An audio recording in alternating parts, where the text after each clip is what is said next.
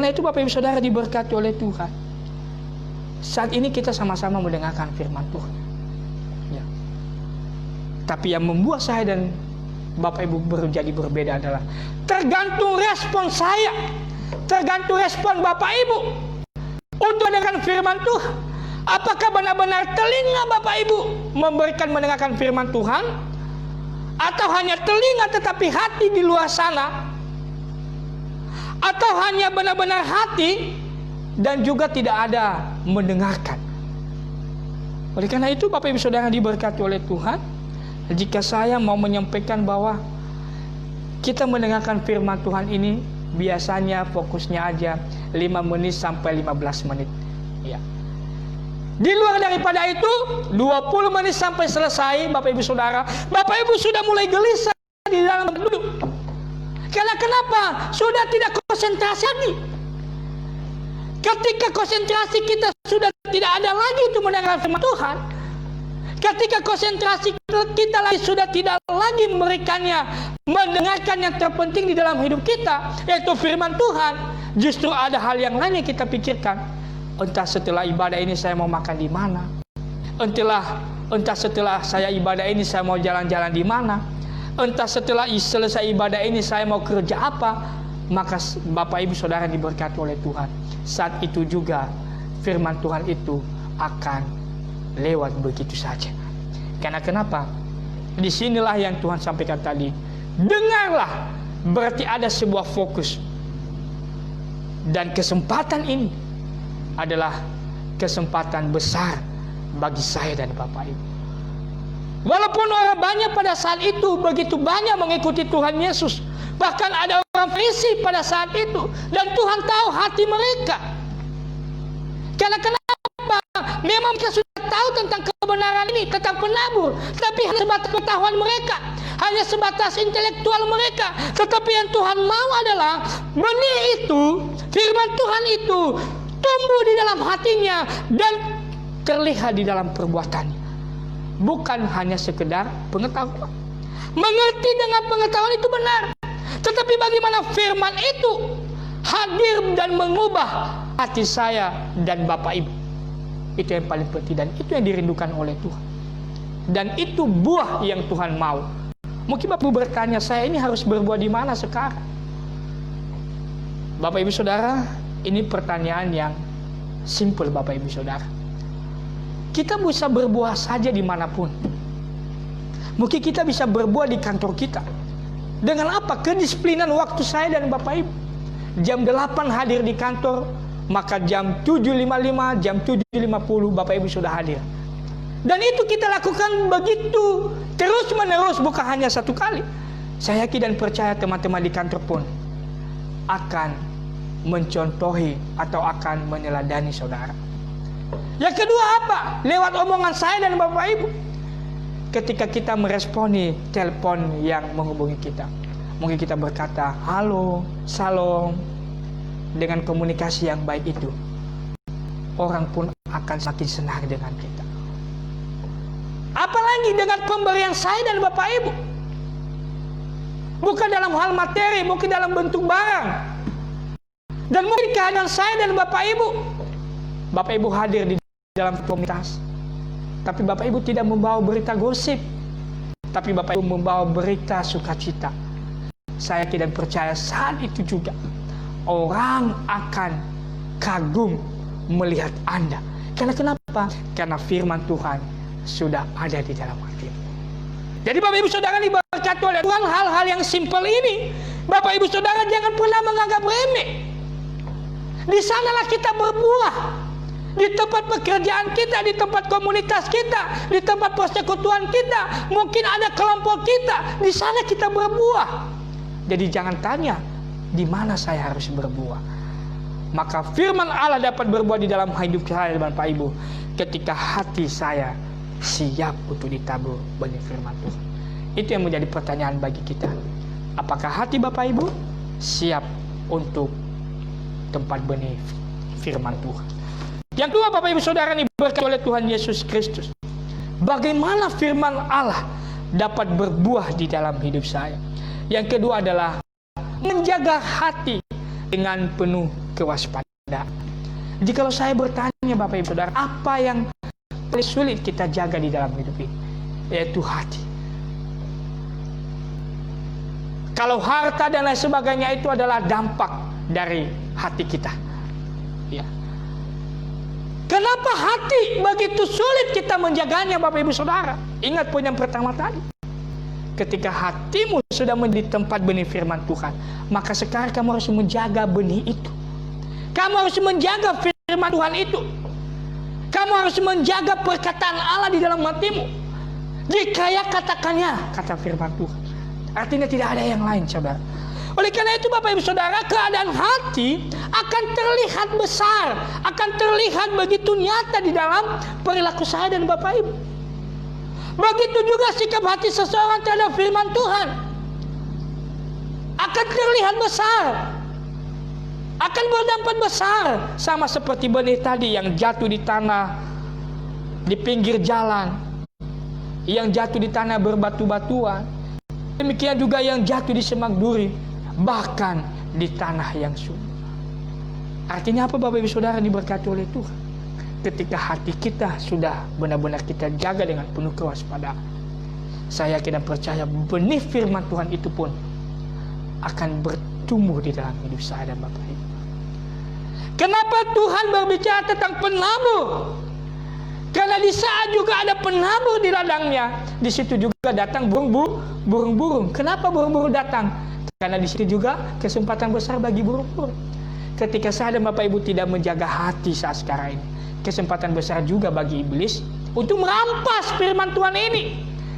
Ketika saya dan Bapak Ibu tidak konsentrasi mendengarkan firman Tuhan, hanya setengah-setengah, kesempatan itu juga iblis akan mengambilnya dengan mengisi hati kita dengan segala kekhawatiran, kecemasan, kebimbangan, ketakutan, bahkan segala sesuatu yang membuat kita semakin tidak lagi mengandalkan Tuhan. Maka sangat penting Bapak Ibu Saudara untuk menjaga hati dalam hal ini. Walaupun saat ini seperti benih-benih yang jatuh tadi di pinggir jalan, di tanah yang berbatu-batuan, firman Tuhan begitu menyenangkan, Anda begitu senang, Anda begitu happy. Tapi ketika Anda keluar dari ibadah ini, ketika Anda sudah tidak lagi konsentrasi beribadah, maka saat itu juga firman Tuhan itu yang sudah tadi membuat Anda bahagia, seketika itu juga akan hilang. Karena kenapa? Anda tidak menjaga di dalam hati. Ya, Anda tidak benar-benar waspada. Karena kenapa? Iblis tidak memandang waktu dan tempat. Yang dia tahu, Anda adalah, saya adalah menjadi makanan utama bagi dia. Oleh karena itu Bapak Ibu Saudara diberkati oleh Tuhan Yesus Kristus, inilah yang dinyatakan oleh Tuhan Yesus kepada para murid. Ketika murid-muridnya bertanya pada ayat yang ke-10, mengapa engkau berkata kepada mereka dalam perumpamaan ini? Ayat yang ke-11 jawab Yesus, kepadamu diberikan karunia untuk mengetahui rahasia kerajaan Allah, kerajaan surga. Tetapi kepada mereka tidak. Bukan Tuhan tidak mau menyatakan kebenaran kepada mereka, kepada semua orang yang ada pada saat itu, bahkan termasuk kepada orang Farisi.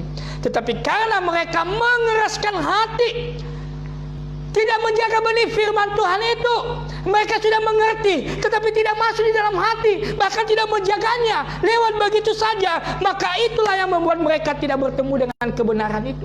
Walaupun kebenaran itu ada bersama dengan mereka, yaitu Yesus Kristus. Itu yang saya bilang tadi Bapak Ibu Saudara, sama-sama kita membaca firman, sama-sama ada kesempatan merenungkan firman Tuhan, sama-sama saya menyampaikan firman Tuhan. Tinggal menjadi persoalannya sekarang, apakah hati Bapak Ibu sudah siap untuk menjadi tempat benih firman Tuhan? Yang kedua, apakah Bapak Ibu sudah menjaga firman Tuhan itu dengan penuh kewaspadaan? Kalau tidak, kesempatan bagi iblis untuk merampas sukacita kita di dalam Tuhan. Satu contoh Bapak Ibu Saudara, sama seperti seorang penjaga gawang atau kiper ya Bapak Ibu. Kiper itu dia tidak hanya ada di kanan, ada di tengah, tetapi dia sudah benar-benar menjaga. Bahkan dirinya sudah siap-siap, bahkan matanya sudah siap-siap melihat, bahkan kecepatan kakinya ketika bola itu datang pelan atau bola itu cepat ditendang oleh musuhnya. Karena kenapa? Dia menjaga gawangnya.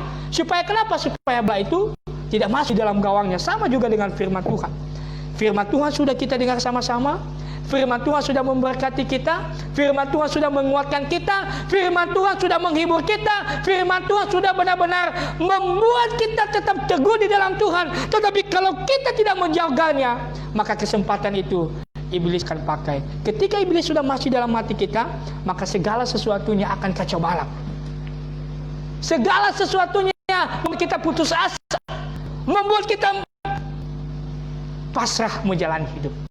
Dengan kondisi yang seperti ini pun, dengan COVID-19 ini, bisa membuat kita stres. Tapi pagi hari ini, firman Tuhan mengajak kita, mari kita berbuah. Biarlah benih firman Tuhan yang kita dengar ini boleh bertumbuh dimanapun kita berada. Bertumbuh di dalam hati saya, lewat perbuatan perkataan saya, bahkan berbuah di mana Anda berada. Orang lain diberkati, orang lain memuji Tuhan. Bahkan saya dan Bapak Ibu menjadi berkat sampai kapanpun, dan nama Tuhan dipuji dan dimuliakan. Mari kita bersatu dalam doa. Terima kasih untuk firman Tuhan yang mendengarkan pagi hari yang berbahagia ini. Kami merindukan kami menjadi pribadi-pribadi di mana firman Tuhan berbuah di dalam hidup kami, tanpa kami melihat tempat dan situasi. Karena yang menjadi paling utama bagi kami, firman Tuhan itu harus ada dalam hati kami. Dan yang kedua, firman Tuhan itu kami jaga. Maka ketika itu kami sudah benar-benar menjaganya, maka di dalam perilaku kami pun firman Tuhan itu akan berbuah. Maafkan kami Tuhan. Kiranya kami boleh menjadi berkat bagi banyak orang tanpa terkecuali siapapun. Sehingga mereka boleh melihat kasih Tuhan di dalam hidup kami. Dan mereka memuliakan Tuhan. Berkati dan mampukan seluruh jemaat Tuhan yang sudah membaca, yang sudah mendengarkan firman Tuhan di pagi hari ini. Dalam nama Yesus kami berdoa. Yang percaya katakan amin. Bapak Ibu Saudara diberkati oleh Tuhan Yesus Kristus. Selanjutnya pengumuman bagi kita. Doa kita tetap seperti biasa Senin sampai Sabtu jam 20.30 WIB. Bapak Ibu, kita akan mengakhiri ibadah kita. Saya undang kita semua bangkit berdiri, Bapak Ibu Saudara. Kita akan memuji Tuhan, doksologi kita. Bersama-sama 2-3 ya. Puji Allah Bapa Putra, puji Allah Roh Kudus, ketiganya yang esa. Pohon selamat sumber berkat. Amin. Mari kita sama-sama doa Bapa kami. Bapa kami yang di surga, dikuduskanlah namamu, nyatalah kerajaan-Mu, jadilah kehendak-Mu di bumi seperti di surga. Berikanlah kami pada hari ini makanan kami yang secukupnya, dan ampunilah kami atas kesalahan kami, seperti kami juga mengampuni orang bersalah kepada kami. Dan jangan membawa kami ke dalam pencobaan, tetapi lepaskanlah kami daripada yang jahat, karena Engkau yang punya kerajaan dan kuasa dan kemuliaan sampai selama-lamanya. Amin. Bapak Ibu, kita akan terima berkat daripada Tuhan. Tuhan memberkati engkau dan melindungi engkau. Tuhan menyinari engkau dengan wajah-Nya dan memberi engkau kasih karunia.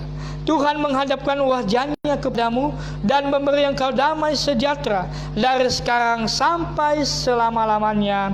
Amin. Amin. Amin. Amin.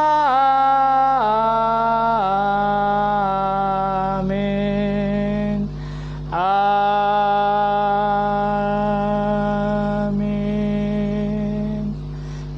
Bapak Ibu Saudara, silakan duduk semuanya. Satu duduk sejenak.